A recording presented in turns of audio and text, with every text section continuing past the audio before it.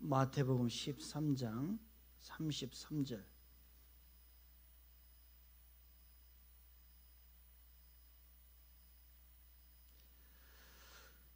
(22쪽에) 있습니다. 신약성경 22쪽 마태복음 13장 33절. 우리 다같이 한 목소리로 우리 같이 합독합니다. 시작.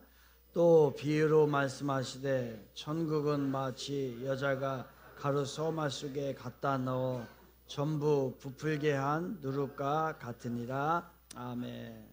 오늘 설교 제목이요, 잠잠한 혁명입니다. 같이 시작. 잠잠한 혁명. 전체적인 주제가 이제 작은 바람처럼이라고 하는 주제를 가지고 하나님의 말씀을 6월달에 나누고 있는데요. 바람은 항상 우리의 곁에 바람이 있습니다. 그런데 어떤 때는 그 바람이 너무나 작아서 느껴지지가 않지요. 너무 작아서. 어떤 때는 너무 그 바람이 조용하게 불기 때문에 그 바람이 마치 없는 것처럼 우리가 생각할 때도 있습니다. 하지만 그 바람이 지나간 자리에는 항상 흔적이 남게 됩니다. 변화를 일으키죠. 나뭇잎 하나가 흔들립니다. 또한 들꽃 하나가 흔들리게 되고요.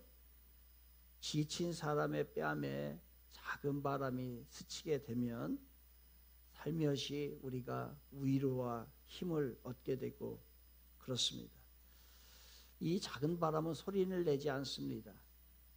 아주 조용히 다가와서 우리를 때로는 위로하고 자그마한 흔적을 남기고 가게 되지요. 우리가 볼 수는 없지만은 이 작은 바람은 항상 움직이고 있습니다.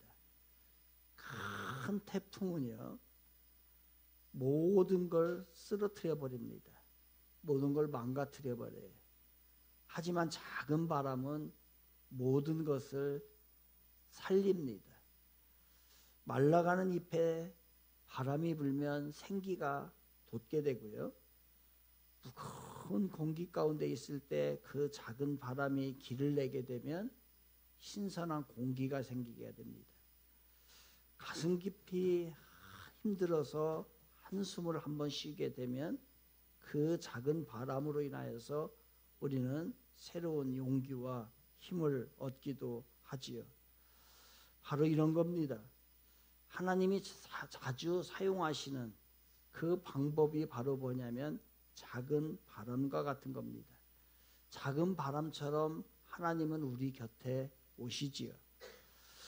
떠들지 않고 억지로 밀어붙이지도 않습니다. 그저 우리 마음에 살짝 다가오는 것이 하나님이 행하시는 방법입니다. 그 작은 흔들림, 그 작은 바람으로 인해서 내가 흔들리기 시작하면 그때에 기도를 하기 시작합니다. 그 작은 바람에 의해서 내 마음이 흔들리게 되면 내 죄를 터치하기 시작하고 내가 죄를 고백하기 시작합니다. 그리고 다시 그 비록 작은 바람이지만 그것이 내 마음을 스쳐 지나가게 되면 나는 다시 일어날 수 있는 힘이 생기게 되는 겁니다.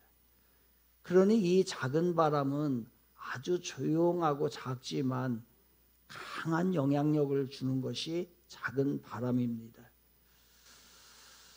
그것은 세상을 막 밀어붙이지 않아요. 그 작은 바람은 여러분을 막 밀어붙이지 않습니다. 그 작은 바람은 누구에게나 작게 불어와서 우리의 마음을 움직이고 무엇인가를 변화시키고 지나고 나면 강한 일을 일으키는 것이 작은 바람입니다. 세상을 바꾸는 것은 항상 이러한 작은 것들이에요. 작은 바람이 불기 시작을 할 때에 변화가 일어나는 것이고 그 본질이 새롭게 변화가 되는 것입니다. 사랑하는 여러분 변하고 싶습니까? 그래서 큰 무엇인가를 한꺼번에 기대를 하고 그것에 의해서 지배를 받고 싶습니까? 하나님은 그러한 방법 잘 사용하지 않습니다. 내 가슴 안에 작은 바람을 불어넣었습니다. 그 바람이 불기 시작을 하면 내가 변하게 되고, 그리고 내가 눈물을 흘리게 되고, 내가 기도를 하게 되고, 내가 예배를 소중히 여기게 되고, 그러한 변화의 삶이 우리에게 임하는 것이죠. 여러분의 가정이 무엇인가 변화해야 되고 새로워져야 됩니까? 그래서 무슨 큰 일을 통해서 그렇게 이루어질까요? 절대로 그렇게 되지 않습니다. 작은 바람부터 새롭게 하나하나 시작이 될 때 여러분의 가정이 새로워지는 겁니다. 하루아침에 그 문제들이 해결되겠지? 그 문제는 큰 강한 태풍으로 인하여서 역사하겠지? 절대로 그렇게 그러면 다 죽고 무너집니다. 안 됩니다. 어느 순간부터 작은 바람을 일으켜야 되고요. 그 작은 바람이 우리 가정을 지배해야 되고, 그것이 항상 작은 바람이 불 때에 우리 가정이 새로워지는 것이에요. 하루아침에 되는 일 아닙니다. 우리 청주교회도 마찬가지입니다. 한 번에 이렇게 되는 거 아닙니다. 작은 것들이 모여서 이렇게 됐고요. 한 사람 한 사람이 모여서 이렇게 됐고, 한 사람 한 사람의 기도가 쌓이고 쌓여서 오늘날에 이르게 되고요. 앞으로 더 나아갈 수 있는 힘을 얻게 되는 것이죠. 우리나라는 어떻습니까?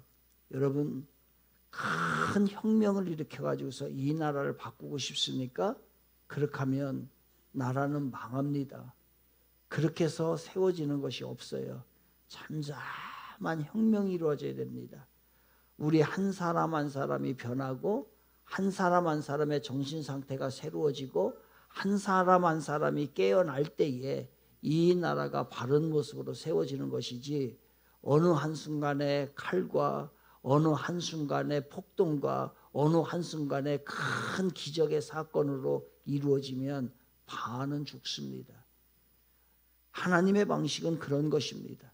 하나님의 방식은 항상 작은 바람으로부터 시작되고요. 그 작은 바람이 오래 불 때에 강한 일을 강하게 역사하는 것이 하나님의 방법인 것이지요. 그런데 우리는 그거를 잘 이해하지 못하고 그것에 익숙하지 못합니다. 왜냐하면 세상 방식이 그런 방식이 아니기 때문에 그렇습니다. 세상 방식은 그런 방식이 아니기 때문에 우리는 세상 방식에 익숙하기 때문에 그래요. 세상 방식은요, 강하고 화려하고 막 눈에 띄어야 되고 무엇인가 다른 사람보다 더 번쩍번쩍 해야 한순간에 뭔가씩 일어나야만이 되는 것처럼 여기는 사고방식이 우리 안에 가득 차 있기 때문에 작은 바람으로 역사하는 이 하나님의 방법에 대해서 잘 이해하지 못하고 이 방법을 선호하지 않는 것이지요. 마치 작은 한 줌의 누룩, 이것이 그 밀가루 속에 들어갔을 때 그 누룩은 보이지도 않습니다. 그리고 한동안에 그것은 활동하지도 않는 것처럼 잠잠합니다. 그러나 그것이 시간이 지나고 또 그것이 일을 하기 시작하고 보이지 않는 곳에서 그 밀가루 속에서 계속해서 일을 할 때에 나중에는 그 밀가루가 큰 위대한 빵을 이루는 귀한 역사가 있다는 것을 오늘 누룩 비유를 통해서 우리들에게 이야기하는 것이죠. 그러니 결코 우리는 한 번에 무엇인가를 이루고 그리고 큰 것을 한꺼번에 기대하는 이러한 방법, 이러한 사고, 이러한 것을 오늘 우리가 깨트리지 않는다고 한다면은 우리는 하나님의 나라 안에 있지만은 하나님의 그 위대한 일을 경험하지 못하고 우리가 살 수밖에 없을지도 모릅니다. 천국은 외적으로 확장하는 게 아니에요. 그런 것이 아니라 천국은 한 내적인 한 사람의 변화가 시작이 됨으로 인해서 그 사람으로 인해서 확장되고 하는 잠잠한 혁명이 이루어지는 것이 하나님의 나라의 방법이에요. 내가 한 사람이 인격이 변화되고 그리고 삶의 질적인 변화가 일어나고 그것이 누군가에게 오랜 시간 동안에 영향을 주고 그러면서 또 번지고 번져나갈 때 마치 밀가루에 누룩을 넣었더니 그것이 오랜 시간에 아무것도 변화가 없는 것처럼 느껴지는 그러한 시간의 경과가 있은 후에서야 나중에 큰 빵을 만들 수 있는 일이 생기게 되는 거지. 그런데 우리들이 가지고 있었던 세상적인 사고방식, 이것을 계속 고집을 하니 이 고집을 가지고서는 하나님의 나라의 맛을 이루지 못하고 하나님 나라의 축복을 못 느끼는 거예요. 바로 예수님이 고민했던 부분이 그거예요. 그 당시에 예수님께서 그들에게 도전을 내미는 것은 무엇이냐면 그들의 잘못된 통념이에요. 그들이 잘못된 통념을 가지고 있는 거예요. 그 잘못된 가치관, 어떤 잘못된 고집. 사람이 오래 살다 보면 무엇인가를 하다 보면은 고집이 생겨요. 그런데 그 고집이 올바른 진리 가운데 세워져야 되는데 잘못된 고집을 세워나가게 되면 나중에 이게 괴물이 되고 이상한 게 돼버려요. 어떤 때는 막 진리를 막 이야기합니다. 자기가 옳은 것을 이야기하는데 그것은 하나님의 방법에서 벗어나는, 세상으로 말하면 개똥진리를 이야기하는 거예요. 자기의 삶의 가치관을 이야기합니다. 세상을 보는 그러한 시각을 이야기하는데 그것이 너무 오랫동안에 고집스럽게 그것이 다져졌기 때문에 잘못된 것을 잘못된지도 모르고 키워왔기 때문에 그 가치관이 잘못된 통념, 잘못된 가치관을 갖게 되는 거지. 신앙에서도 이런 것들이 굉장히 많아요. 오히려 오랫동안의 신앙생활 한 사람들이 그 사람들이 오히려 더 고집스럽고 더 바꾸지 않으려고 하는 경우가 더 많아요. 그것을 누가 하나 제대로 고쳐주지도 않았고 본인도 고치려고 하지도 않았고 그냥 내 스타일이 좋으니까 내가 편한 대로 신앙생활하니까 내 고집대로 그렇게 가다 보니까 굳어져 가지고서 그 나이에 잘못된 그러한 통념으로, 잘못된 신앙으로, 잘못된 가치관으로 평가를 해버리니 하나님의 말씀에서 벗어나는 일들이 너무 많더란 얘기예요. 이거 싹고 치워합니다. 너무 굳어져 있고 잘못되어 있는 이 모든 것들이요, 한국교회 교인들에게는요 엄청나게 번져 있어요. 오히려 신앙생활을 오래 하면 할수록 더 문제를 일으키는 이유가 여기에 있을지도 모르겠습니다. 안 고치려고 그래요. 고집이에요, 고집. 그 당시에도 예수님께서 그들의 어떠한 잘못된 통념을 깨고 싶었던 거예요. 그래서 오늘의 누룩의 비유를 그들에게 설명하고 있는 이유가 그겁니다. 왜냐하면 그 당시에 이들에게는 어떤 것이 있었냐면요, 누룩에 대해서 가지고 있었던 생각이 있었어요. 그 누룩은 뭐냐면 부정, 잘못된 것, 오염, 부패, 죄를 상징으로 여겼던 것이, 그들이 가지고 있었던 것이 바로 뭐냐면 누룩이에요. 그러니까 우리들이 신앙생활을 한다는 것은 뭘까? 구원을 받으면 그것으로 끝나는 것이 아니고 계속해서 왜 매주 나와야 되고, 왜 매주 기도해야 되고, 왜 매주 우리가 말씀 앞에 세워야 되고, 매주 그렇게 고민을 해야 될까? 그것은 바로 뭐냐면 우리의 신앙을 계속해서 깨트려 나가는 것이 우리들의 모습이 되어야 되는데, 한번 설정해 놓으면 그게 영원토록 가려고 그래요. 그 수많은 것들이 잘못되어 있는 것을 모르고서 가는 거예요. 그래서 신앙생활을 계속한다는 것은, 여러분이 지난주에도 나왔지만 이번 주에도 나와서 하나님 앞에 예배드리는 것은 뭐냐면, 혹시 내가 또 이 말씀에 비춰보니까 나의 잘못된 부분이 있어서, 잘못된 통념이 있어서, 잘못된 가치관이 있어, 잘못된 신앙이 있어, 이것을 말씀으로 오늘도 깨우는 시간이, 깨트리는 시간이 바로 이 시간인 거예요. 그렇지 않고서 내 것을 계속해서 고집해 나간다고 한다면 우리는 그냥 구원받은 것으로 만족하고 하나님 나라에 갔을 때의 상급을 하나도 기대하면 안 돼요. 그 당시에 그 사람들이 가지고 있었던 생각은, 누룩이라고 하는 것은 죄와 부패를 상징하는 것을 머릿속에 꽉 박혀 있었어요. 그래서 구약 성경에서는 누룩은요 제거의 대상이에요. 제거. 누룩을 넣으면 안 돼. 무교절에서도 여러분 성경 상식을 가지고 있는 사람은 알 거예요. 무교절에서 하는 일은 뭐냐면요, 누룩이 없는 음식은 먹는 거예요. 그래서 누룩을 넣은 거, 그 음식은요 다 제거해 버렸어요. 안 먹습니다. 이게 무교절이 있었더니. 그리고 출애굽기 12장 15절에 보면요, 이렇게 써놨기 때문에 이들은 이 누룩에 대한 이런 생각을 가지고 있었던 거예요. 누룩이 들어간 빵을 먹는 자는 이스라엘에서 끊어지리라.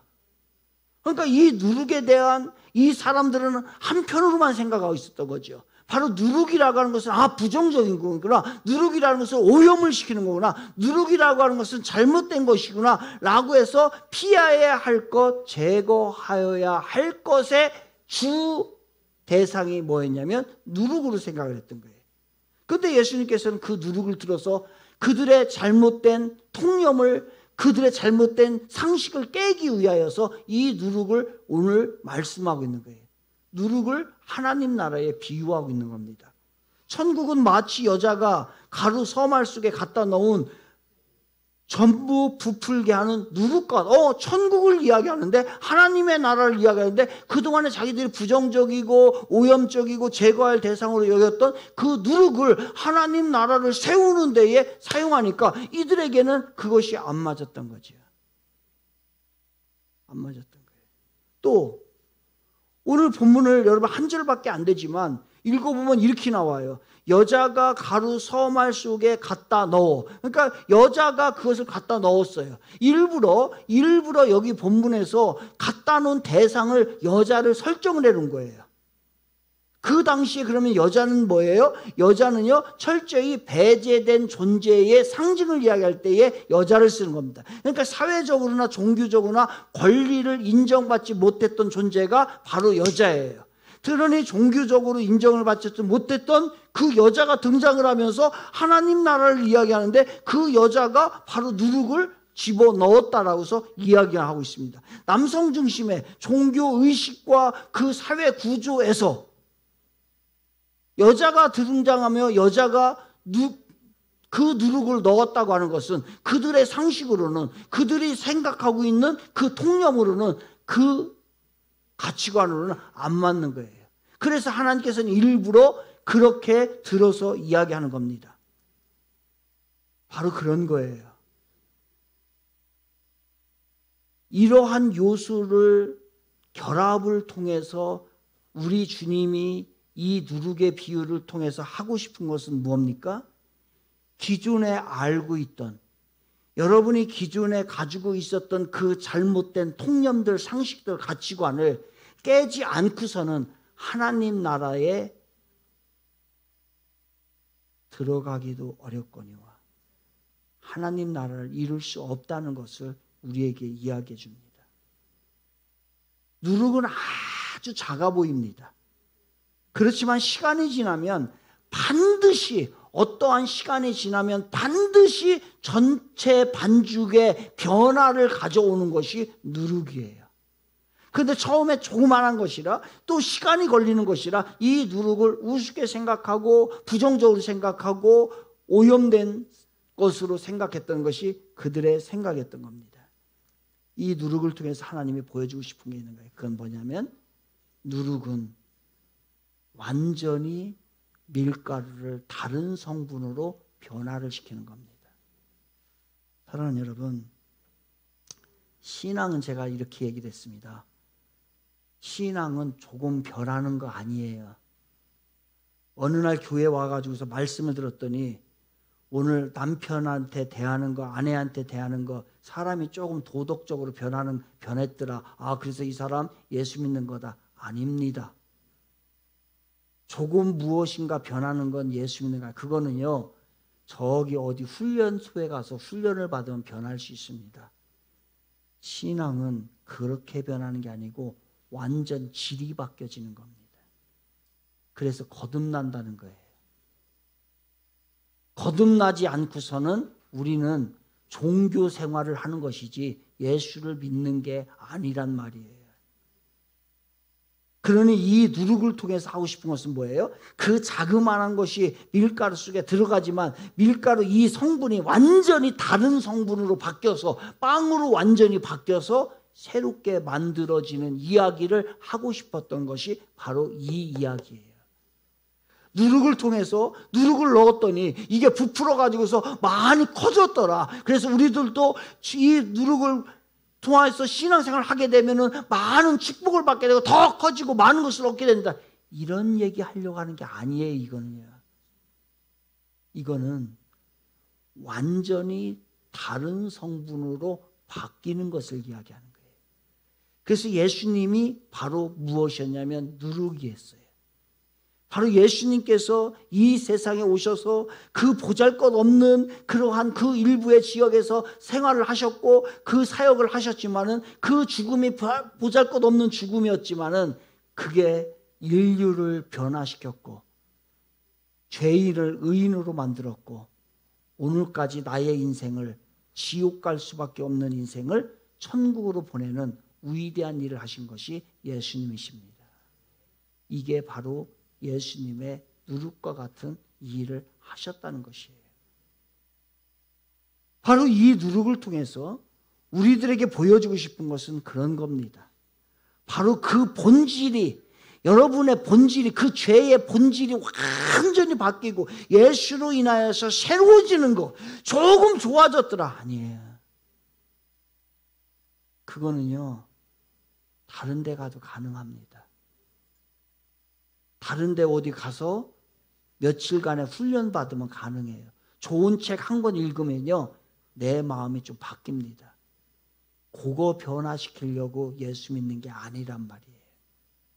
완전히 새로운 존재로 다시 태어나게 하기 위해서 예수님이 이 땅에 오셨고 여러분은 다시 태어난 존재인 줄로 믿으시기를 바랍니다. 아직 다시 태어나지 못했다면 그냥 수박 겉핥기식으로 그냥 종교 생활을 하고 있다고 한다면 미안합니다. 여러분 천국 못 갑니다. 못 가요. 그거 신앙생활 아니에요. 그건 종교생활이라고 하는 거예요. 그래서 완전히 내 성분이 완전히 바뀌어버릴 때, 본질이 완전히 바뀌어버린, 외형은 그대로 있지만 본질이 바뀌어진 사람, 그 사람을 다시 태어난 거듭난 사람이라고 하는 것이에요. 우리 오늘날 많은 교회들이 성장과 확장을 추구합니다. 우리 교회도 마찬가지예요. 우리 교회도 마찬가지로 그렇게 추구할 거예요. 교인의 수, 건물의 크기, 행사 규모, 겉으로 보여지는 그런 것들을 추구할지 모르겠습니다. 그런데 그거 이전에 우리 청지교회 성도님들 한 분 한 분이 예수로 인하여 완전히 변화되지 않고는 저 좋은 건물에 들어가면 우리는 더 타락하게 됩니다.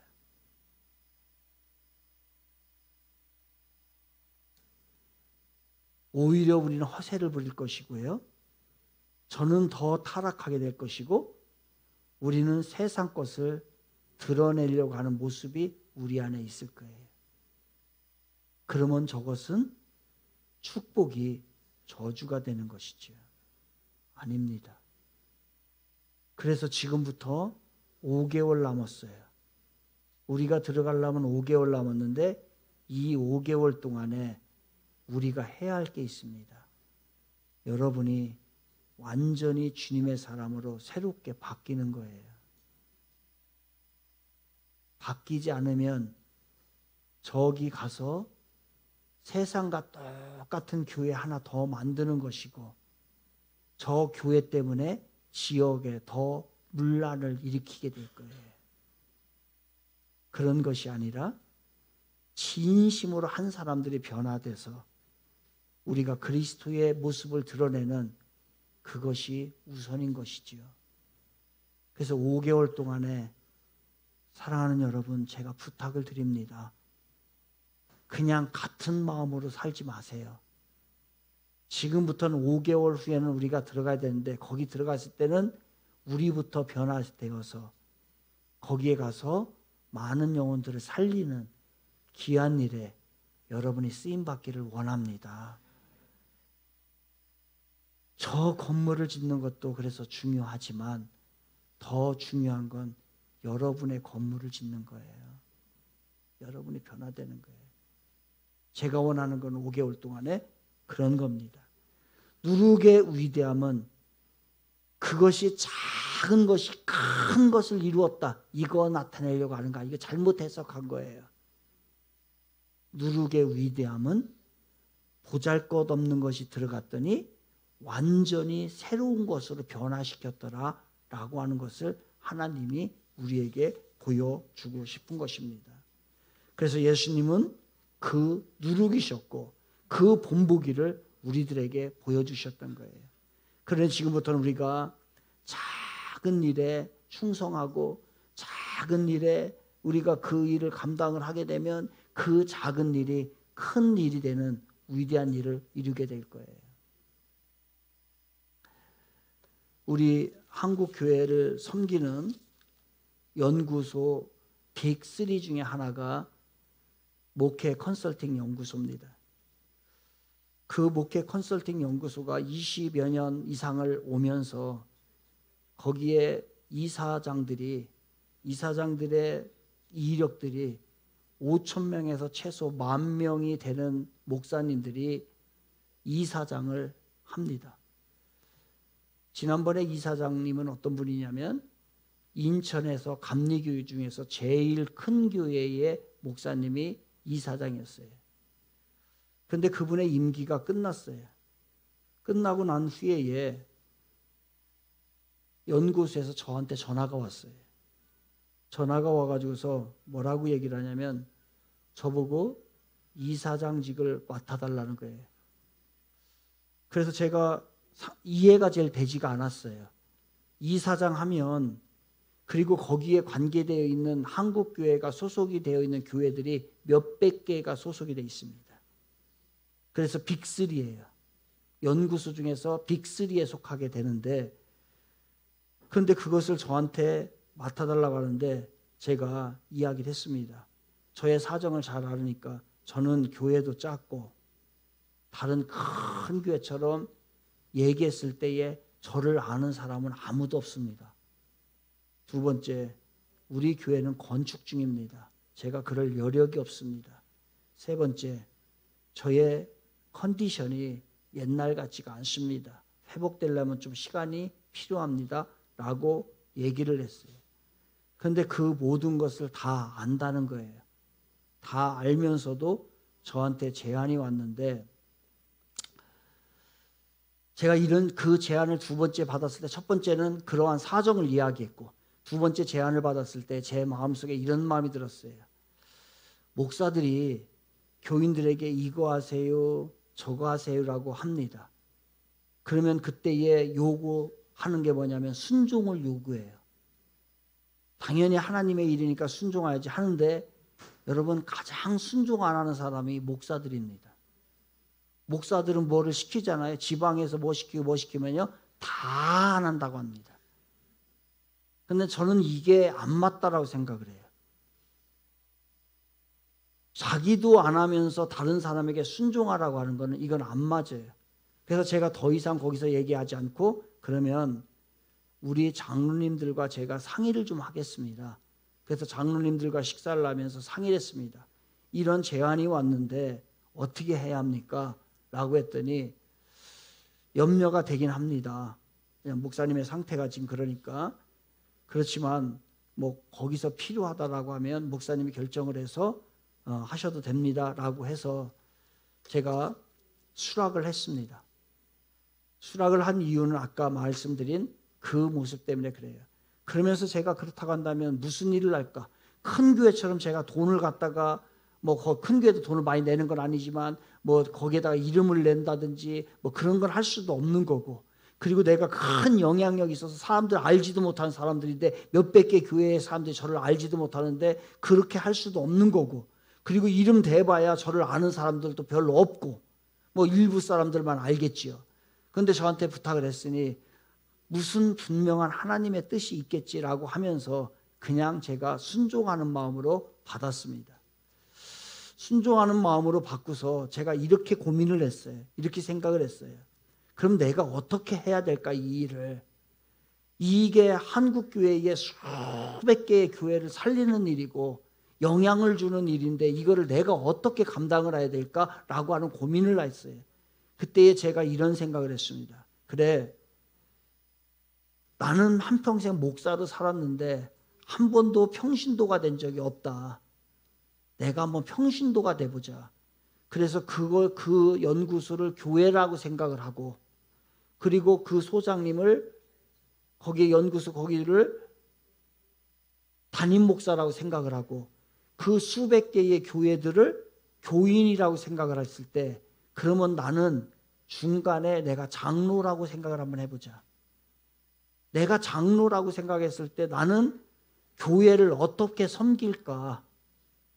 내가 어떠한 자세로 담임 목사를 섬기고 어떠한 자세로 교회를 섬길까? 이 고민을 하기 시작했어요. 뭐 돈이 많으면 돈을 많이 갖다 주는 거 좋지만 그렇게 할 수 없는 여진이 내가 할 수 있는 일은 무엇일까? 그래서 그 동안에 있었던 이사들이 30명에서 50명 사이의 이사들이 그동안에 있었습니다. 다시 명단을 제가 다시 달라고 했어요.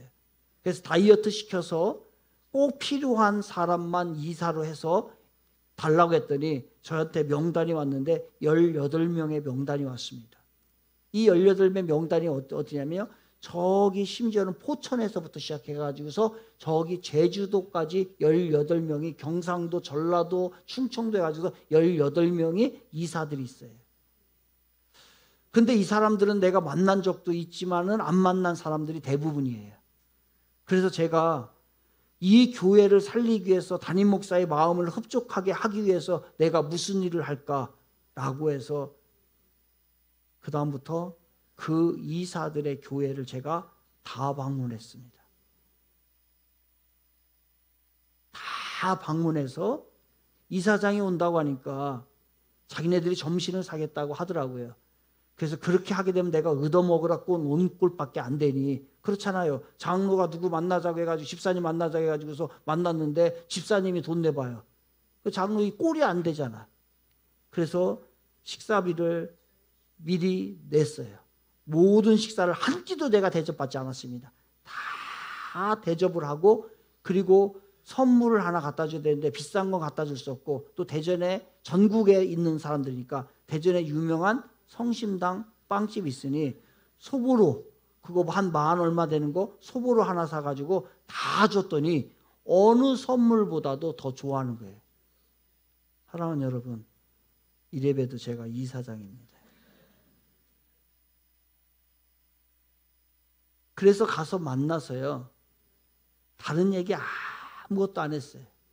그냥 그들에게 식사 대접하고 그들의 이야기를 듣고, 그리고 우리가 어떻게 했으면 좋겠냐, 그리고 당신의 의견은 어떠냐, 이거를 다 듣고 그것을 제가 기록을 하고 그랬습니다. 그랬더니 이 사람들이 역사 이래로 이사장이 신방 온 경우가 없다는 거예요. 여러분, 교인들로부터 혹시 장로님, 권사님들로부터 신방 받아본 사람 있습니까? 와서 밥 사주고 커피 사주고, 커피까지 다 샀어요. 혹시 그건 아니더라도 여러분이 누군가의 아픈 사람을 찾아가서 신방을 하고 기도를 해주고, 그리고 그 사람에게 따뜻한 위로를 해본 적이 있습니까? 제가 목사가 아니고 성도가 된다면 은퇴를 빨리 하고서 제가 하고 싶은 게 그거예요. 정말 잘 섬기고 싶어요. 그랬더니 어떻게 됐겠어요? 그 이사들이 다 좋아하고, 아니 생각을 해봐요. 밥 얻어먹었지, 커피 얻어먹었지, 선물 받았지, 그리고 자기 찾아와 줬지. 이게 얼마나 고마운 일이에요. 그러니까 그 다음부터 모이자, 제가 우리 이사회 모입시다 라고 하면요, 그 전에는 오지도 않았어요. 오지도 않았던 사람들이 기꺼이 돕겠습니다. 기꺼이 하겠습니다. 기꺼이 모이겠습니다. 우리 그러면은 1박 2일로 모여가지고서 무슨 영성훈련이라도 합시다. 이렇게 해가지고서 그들이 정하는 그러한 계기가 됐고, 그래서 지금 연구소가 전성기를 맞이하고 있어요. 제가 지금까지의 이사장들에 비하면 아무것도 아닙니다. 진짜 그 사람들 한국에서 내놓으라 하면은 다 이름 있는 사람들인데 저는 아주 작은 자예요. 그런데 찾아가서 위로하고 들어주고 밥을 한번 사줬더니 그것이 먹히더라는 거예요. 하나님의 나라가 이런 것이지요. 큰 사람이 하는 거 아닙니다. 잘난 사람이 하는 거 아니에요. 때로는 병든 사람이 하나님의 나라를 위대하게 이루어가요. 때로는요, 가난한 사람이 하나님의 나라의 본이 되더라는 거예요. 때로는 그 지치고 상해 있는 그 순간이 내가 최고의 전성기를 누릴 때보다도 오히려 더 하나님의 나라 확장에 더 쓰임받더라는 거예요. 세상 방법과 달라요. 사랑하는 여러분, 나는 작으니까, 나는 보잘것없으니까, 나는 무가치하니까, 나는 아무것도 없으니까, 나 같은 것이, 나는 병들었으니까, 난 가진 것도 없으니까 라고 하면서 좀 너무 외면하지 않나요? 그래서 하나님의 역사가 이루어지지 않는 거 아닐까요? 진짜 하나님의 역사는 누룩을 통하여서 완전히 변화시키는 그 이야기를 오늘 우리들에게 하고 있는 것입니다. 여러분이 누룩의 주인공 되길 바랍니다. 여러분이 변하려고 하면 누룩이 되세요. 여러분의 가정 문제 하루아침에 해결 안 돼요. 누룩이 되어야 되고 누룩이 있어야만이 그 문제가 해결이 되는 거예요. 어느 하루아침에 안 되는 일입니다. 우리의 신앙도 마찬가지죠. 삶의 본질이 바뀌고 주님의 나라 방식대로 새로워질 때 그때 하나님의 역사 이루어집니다. 사랑하는 청지교 성도 여러분, 누룩은 보이지 않아요. 그러나 전체를 본질적으로 변화시키더라는 거죠. 그게 하나님의 방식이고 지금 우리가 살아가야 될 방식입니다. 이제 이렇게 결단하면 어떨까요? 하나님, 나는 작지만 하나님 나라의 누룩이 되고 싶습니다. 하나님 나라를 품은 누룩이 되겠습니다. 말보다 이제 자그마한 기도 괜찮아요. 하루에 1분이어도 괜찮아요. 점심시간에 그러라고 했죠. 차 안에 가서든지 아니면 그냥 커피 한 잔 들고서 잠깐 산책을 하잖아요. 산책을 할 때 그때에 누구의 간섭도 받지 말고 이 이어폰을 끼고서 찬양을 들으면서 한 10분 걷는 동안에 하나님과 교제하고 기도하는 것. 그게 바로 잠잠한 혁명이 아닐까요? 누군가에게 좋은 한마디, 사랑스러운 한마디, 격려의 한마디를 내던지는 것. 그게 바로 잠잠한 혁명이 아닐까요? 그게 누룩의 역할이에요. 하루아침에 되지 않습니다. 주님의 이름으로 하나님의 나라의 방식대로 살아가서 주의 복을 누리고 여러분의 삶의 문제가 해결되는 사랑하는 우리 청지의 모든 성도님들 되시기를 주님의 이름으로 축원을 드리겠습니다.